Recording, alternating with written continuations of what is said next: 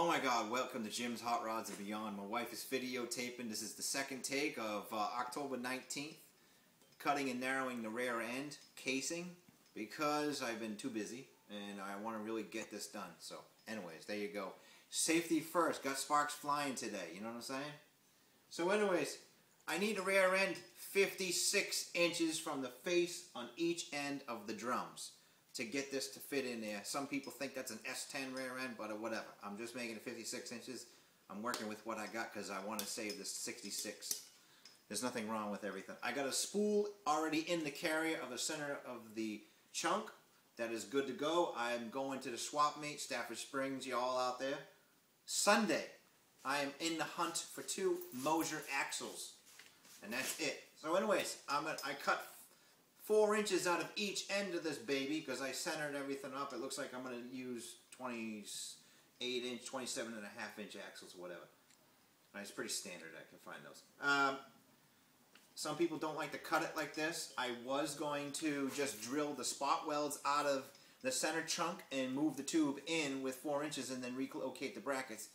My bad. I didn't think before I welded on the shock hoops. Doesn't matter anyways. I didn't mess up. You know why? Even though I messed up on that. Well, if you look over here, on this side right here, there was a hairline fracture in the center chunk that someone had re-welded right here. That's why I didn't drill out the spot welds of the tubes.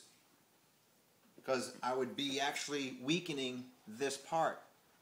So somewhere down the line this happened. I think it was from the factory when they rosetted the spot welds. It might have cracked, so they went over here and stitch welded it up. So I'm not going to mess with that.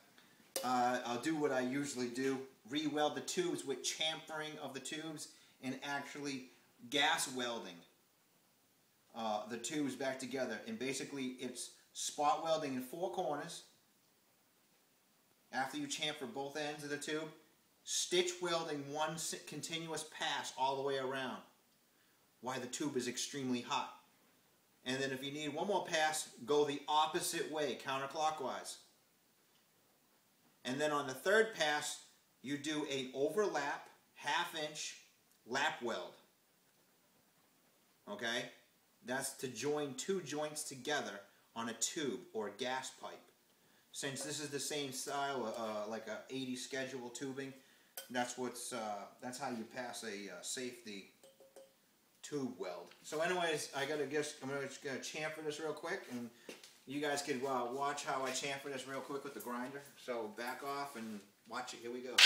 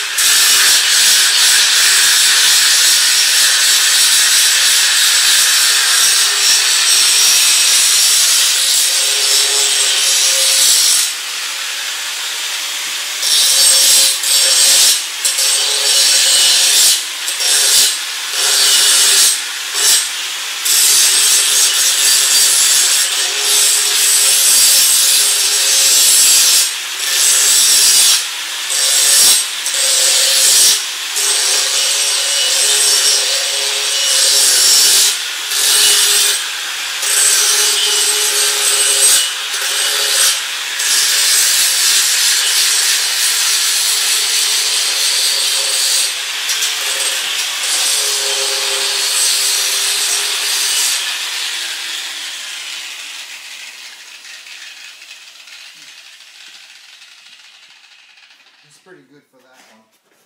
And we'll just do this one real quick. See how it's flat? You see how it's flat? You know it's a 1/4 inch, so that's schedule 80.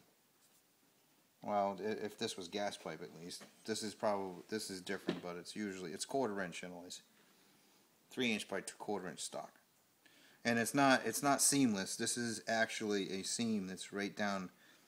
They put the seam on the bottom because when your axle's going up and down, the seam on the bottom is actually stronger. So that's what they do, is when they put the tube in, they put the seam on the bottom and weld it counterclockwise. See it? Counterclockwise. See the weld? Always goes like this. But in this case, this one's reversed, so I think the other one's clockwise. It doesn't really matter. I'm just telling you that's the way I do it.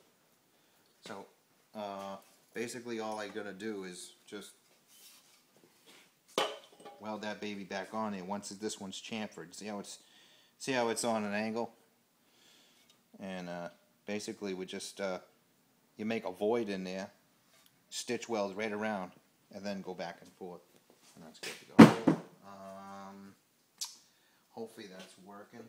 Yes, I did paint everything. I sandblasted this whole rear end and painted everything so it wouldn't rust.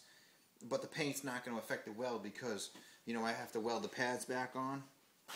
But basically, that baby's going to go probably right over the weld. So this thing is going to be the weld is probably going to be stronger than the rear end. I can tell you that, especially with a spool. I might just blow the guts out of this thing because the spool's too much torque with 2 wheels turning. It's not. I was going to look for a locker, but you know, the brand new spool still in the box was $20. I can't beat that. So I ain't losing any sleep if it breaks. I'll get on to the next video. Have a good day.